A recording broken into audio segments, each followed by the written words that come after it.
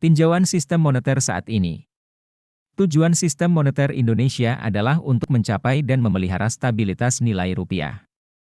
Stabilitas nilai rupiah didefinisikan sebagai kemampuan rupiah untuk mempertahankan daya beli dan berfungsi sebagai alat tukar yang stabil.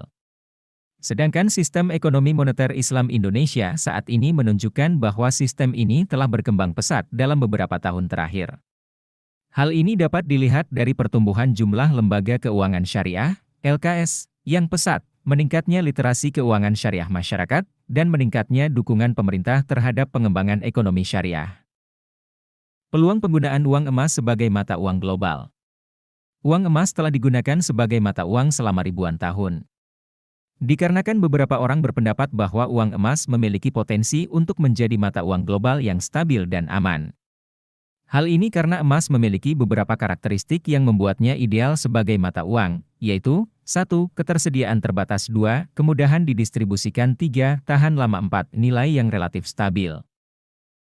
Uang elektronik dan digital dalam perspektif Islam. Dapat kita lihat pada Peraturan Bank Indonesia Nomor 11/12 PB 2009 tentang uang elektronik, di mana alat pembayaran yang diterbitkan atas dasar nilai uang yang diterbitkan atas dasar nilai uang yang disetor dahulu oleh pemegang kepada penerbit yang tersimpan secara elektronik dalam suatu media seperti server atau chip yang dimana nilai uang tersebut bukan merupakan simpanan serta digunakan sebagai alat pembayaran kepada pedagang yang bukan merupakan penerbit uang elektronik tersebut. Ekonomi moneter Islam dalam mendorong pertumbuhan ekonomi baru. Ekonomi moneter Islam di Indonesia efektif dalam mendorong pertumbuhan ekonomi. Hal ini dapat dilihat dari hasil uji IRF bahwa respon IP positif ketika terjadi guncangan pada pembiayaan dilansir pada penelitian jurnal 10 bagi hasil sebagai instrumen moneter syariah di Indonesia tidak efektif dalam mendorong pertumbuhan ekonomi. Hasil dari penelitian dapat dilihat dari hasil uji IRF bahwa respon IP negatif ketika terjadi guncangan pada bagi hasil.